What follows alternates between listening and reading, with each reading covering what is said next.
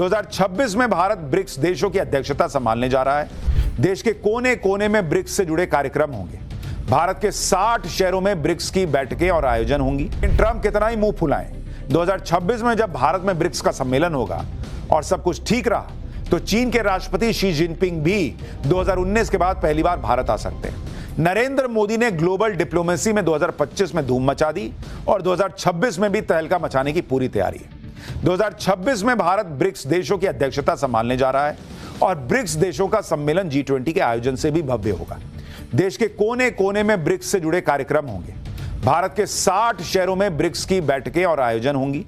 BRICS Brazil, Russia, India, China, South Africa का संगठन है जिसे ट्रंप कतई पसंद नहीं करते, क्योंकि ट्रंप को लगता है कि यह संगठन अमेरिका और अमेरिकी डॉलर के वर्चस्व को चुनौती दे रहा है। लेकिन ट्रंप कितना ही मुंह फुलाएं, 2026 में जब भारत में ब्रिक्स का सम्मेलन होगा और सब कुछ ठीक रहा तो चीन के राष्ट्रपति शी जिनपिंग भी 2019 के बाद पहली बार भारत आ सकते हैं। भारत में जिनपिंग भी होंगे तो रूस के राष्ट्रपति पुतिन भी हो सकते हैं। पुतिन और जिनपिंग ब्राजील में ब्रिक्स के सम्मेलन में नहीं गए थे, लेकिन भारत में ब्रिक्स का सम्मेलन होगा तो पुतिन और जिनपिंग के आने के बहुत चांस हैं। और एक बार पुतिन, जिनपिंग और मोदी को दुनिया साथ में देख चुकी है, तो 2026 में भी ये धमाकेदार तस्वीर आएगी क्या, ये बड़ा सवाल है। कि भाई इस वक्त तो जिस तरह से जियोपॉलिटिकल सिचुएशन में स्थितियां बदल रही हैं, कोई नहीं कह सकता क्या होगा। भाई जियोपॉलिटिक्स में सबसे दमदार नेता आज की डेट में नरेंद्र मोदी हैं, जिनके साथ चीन भी कोई जो है दूरी बना के नहीं रखना चाहता। रूस भी गहरी दोस्ती बनाकर रख रहा है। नरेंद्र मोदी ने 2025 में कूटनीति में बड़े धमाके किए और अमेरिका तक को चुनौती दे दी कि भाई हमसे अपने टर्म पे बात मत करो, हम अपने टर्म पे बात करते हैं। 2025 की सबसे चर्चित तस्वीर नरेंद्र मोदी, शी जिनपिंग और पुतिन की मुलाकात की रही। अगस्त सितंबर में नरेंद्र मोदी 7 साल में पहली बार चीन गए, जहां पर उनकी चीन के राष्ट्रपति से आमने सामने की मुलाकात हुई। नरेंद्र मोदी SCO समिट के लिए चीन गए थे, जहां पर पुतिन भी आए। मोदी, शी जिनपिंग और पुतिन की एक साथ तस्वीरें देखकर दुनिया में हड़कंप मच गया। अमेरिका के होश उड़ गए। अमेरिका उस वक्त भारत और रूस की दोस्ती तोड़वाने में जुटा था। भारत पर रूसी तेल को लेकर दबाव डाल रहा था, 50% टैरिफ लगा दिया था। लेकिन मोदी ने बड़ा तगड़ा मैसेज दे दिया बॉस, कि भारत झुकने वाला नहीं है, झुकाने वालों में है। आप देखिए कि अगस्त सितंबर में मोदी, शी जिनपिंग, पुतिन मिले। फिर साल के आखिर में दिसंबर में पुतिन के भारत दौरे ने अमेरिका में अलग खलबली मचाई। यानी 2025 में नरेंद्र मोदी ने जियोपॉलिटिक्स में भी भारत की ताकत दिखाई कि हम अपने हिसाब से चलेंगे, हमको डिक्टेट ना करना। नरेंद्र मोदी ने 2025 में कूटनीति में जो कामयाबी हासिल की, उसमें चीन का रुख बदल जाना, भारत के साथ रिश्ते सुधारने की कोशिश करना, भारत से कोई टकराव न लेने वाला रुख अपनाना, यह दिखा। इसी तरह से कनाडा को भी भारत की ताकत का एहसास हुआ। उसने रिश्ते सुधारने की कोशिश की। कनाडा में G7 की मीटिंग के लिए मोदी गए थे। इसके अलावा भारत ने तालिबान के साथ डायरेक्ट एंगेजमेंट शुरू किया, पाकिस्तान को नए मोर्चे पर फंसाया, अफगानिस्तान में पाक के खेल को खत्म कर दिया। भारत ने अपने पड़ोस में मालदीव, श्रीलंका, भूटान, नेपाल के साथ संबंधों को मजबूत किया। श्रीलंका को साइक्लोन में जबरदस्त मदद की, जिसकी दुनिया में तारीफ हुई। साल 2025 का साल तो कूटनीति में पीएम मोदी के लिए अवार्ड से भरा रहा। इस साल पीएम मोदी को भर भर कर अवार्ड मिले। पाठशाला को भी मिले, लेकिन पीएम मोदी को कहीं ज्यादा मिले। पीएम मोदी ने इस साल जिन जिन देशों का दौरा किया, उसमें ज्यादातर देशों में पीएम मोदी को सर्वोच्च सम्मान मिला। पिछले 11 सालों में पीएम मोदी को 29 सर्वोच्च सम्मान मिले हैं। 10 अवार्ड पीएम मोदी को इस साल मिले।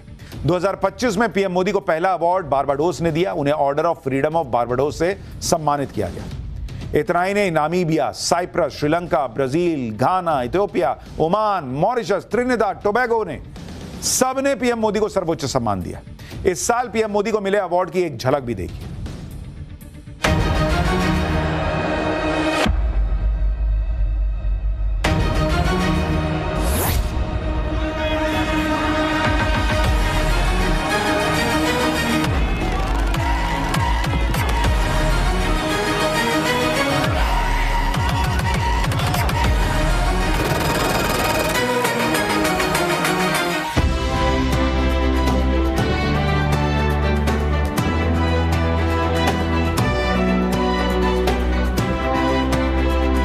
2026 में नरेंद्र मोदी जो धमाके करने वाले हैं, उनमें यूरोपीय यूनियन के साथ फ्री ट्रेड डील भी शामिल है। 26 जनवरी तक हो सकती है यह डील।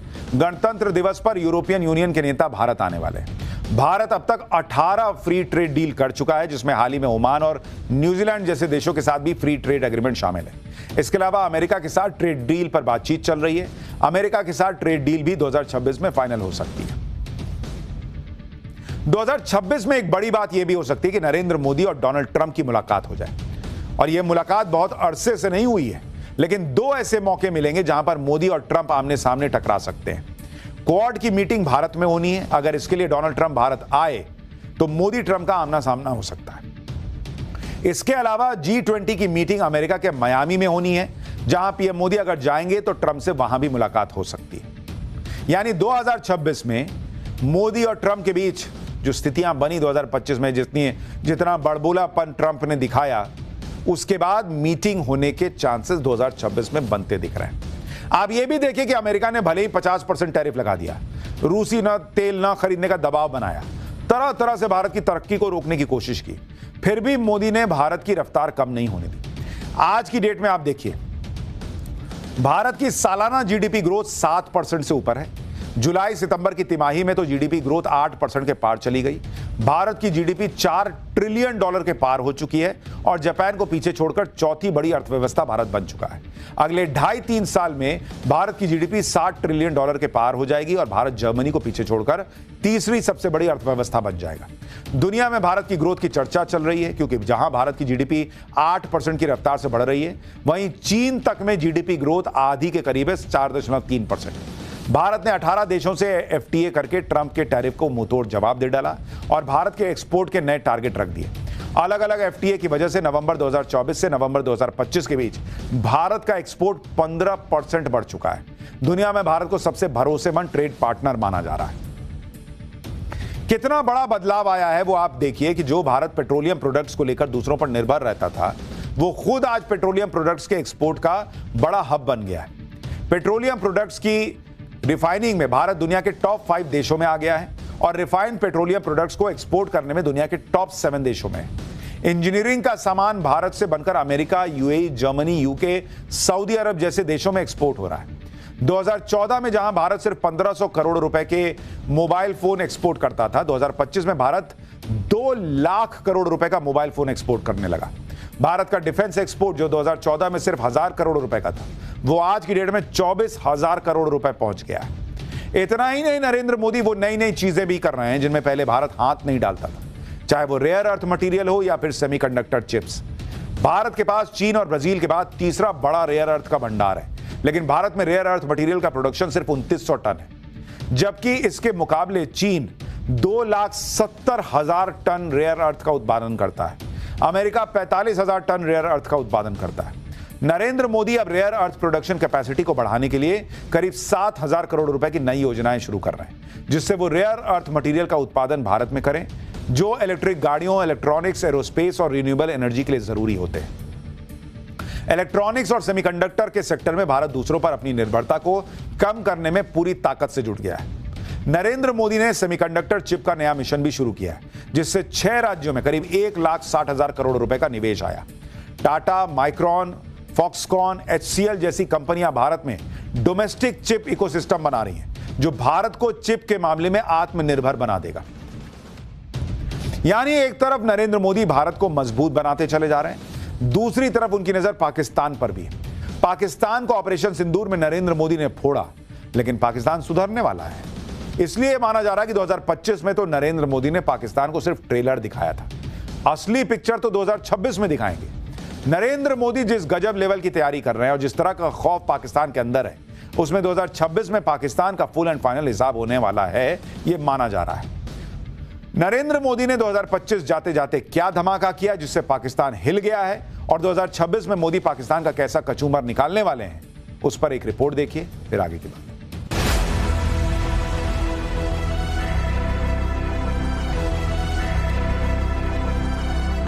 पाकिस्तान के खिलाफ जो काम 2025 में अधूरा रह गया, वो काम अब 2026 में मोदी करके मानेंगे। तैयारी तो इस लेवल की है कि अगर भारत ने फुल फ्लेज अटैक कर दिया तो फिर पाकिस्तान रहेगा भी नहीं, कि ये भी बड़ा सवाल है। क्योंकि आप देखिए कि 2025 जाते जाते भारत ने जबरदस्त धमाका कर दिया, जिससे पाकिस्तान हिल गया। भारत ने Pinaka long range guided rocket का सफल टेस्ट कर दिया, जो 120 किलोमीटर की रेंज में अचूक निशाना साध सकता है। इससे पहले भारत ने K4 बैलिस्टिक मिसाइल का टेस्ट किया था, जो पनडुब्बी से 3500 किलोमीटर की रेंज तक मार कर सकती है। पिनाका K4 बैलिस्टिक मिसाइल के साथ ही भारत ने एडवांस आकाश NG का सफल टेस्ट करके पाकिस्तान में दहशत फैला दी। लेकिन ये तो सिर्फ ट्रेलर है, असली पिक्चर तो बाकी है, क्योंकि पीएम मोदी करीब 80,000 करोड़ के ड्रोन, मिसाइल, बम खरीदने का ऑर्डर दे चुके हैं। नरेंद्र मोदी अमेरिका से नए ड्रोन और मिसाइल मंगवा रहे हैं, इजराइल से नए बम मंगवा रहे हैं। डिफेंस एक्विजिशन काउंसिल ने करीब 79,000 करोड़ रुपए के रक्षा प्रस्तावों को मंजूर दी। इसमें tank, missile, surveillance system, refueler aircraft, इवैक्स, हेलीकॉप्टर, स्पाइस बम की खरीद शामिल है। भारतीय पैदल सेना के लिए लॉन्ग रेंज पिनाका, जो कि एक मल्टी बैरल रॉकेट लॉन्चर है, की खरीद को भी मंजूरी मिल गई है। इसमें भीष्म टी टैंकों को अपग्रेड करना शामिल है। मीडियम लिफ्ट हेलीकॉप्टर Mi-17 का मिड लाइफ अपग्रेड होगा। इजराइल से बड़ी संख्या में स्पाइस बम खरीदे जाएंगे। एयर टू ग्राउंड बम है, जो सटीक हमला करते हैं। वायुसेना के लिए बहुत बड़ी संख्या में Astra mark 2 air to air मिसाइलें विकसित और खरीदी जाएंगी। भारतीय नौसेना और वायुसेना के लिए medium range surface to air missile खरीदी जाएंगी। इसके अलावा सुसाइड ड्रोन खरीदे जाएंगे। अमेरिका से MQ-9B high altitude long endurance Sea Guardian drone लिए जाएंगे।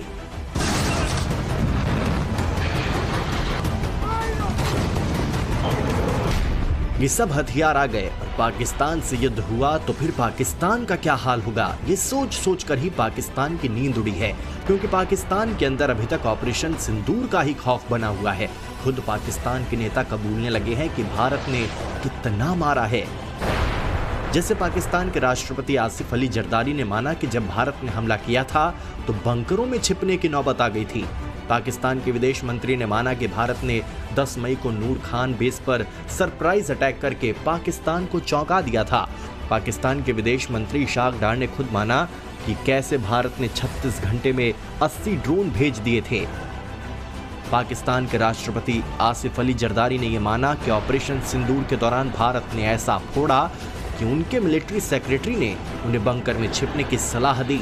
पाकिस्तान के डिप्टी पीएम और विदेश मंत्री इशाक डार ने भी खुद ये मान लिया कि भारत ने पाकिस्तान के इतना अंदर घुसकर मारा कि उनका नूर खान एयरबेस भी चपेट में आ गया और पाकिस्तान कुछ नहीं कर पाया। ऑपरेशन सिंदूर में पाकिस्तान कितना डरा हुआ था, इशाक डार ने सारी पोल पट्टी खोल दी। पाकिस्तान के विदेश मंत्री ने बताया कि 22 अप्रैल को पहलगाम हमले के बाद से पाकिस्तान की सरकार डरी हुई थी। इशाक डार ने माना कि भारत के हमले से पहले और बाद में उन्होंने दुनिया के अलग अलग नेताओं को 60 से ज्यादा कॉल की थी। ये लेवल था डर का। इशाक डार ने खुद माना पाकिस्तान पर सरप्राइज अटैक हो गया। इस अटैक के लिए पाकिस्तान तैयार नहीं था। पाकिस्तान के विदेश मंत्री ने बताया कि कैसे भारत ने पाकिस्तान को फोड़ने के लिए 36 घंटे में 80 ड्रोन भेज दिए थे। इसके साथ ही इशाक डार ने यह भी झूठ परोस दिया कि 80 में से 79 ड्रोन कुछ नहीं कर पाए और एक ड्रोन ने थोड़ा सा डैमेज किया। इशाक डार खुलकर ना बताएं, लेकिन ये थोड़ा सा डैमेज कितना बड़ा था, इसकी सैटेलाइट इमेज दुनिया पहले भी देख चुकी है।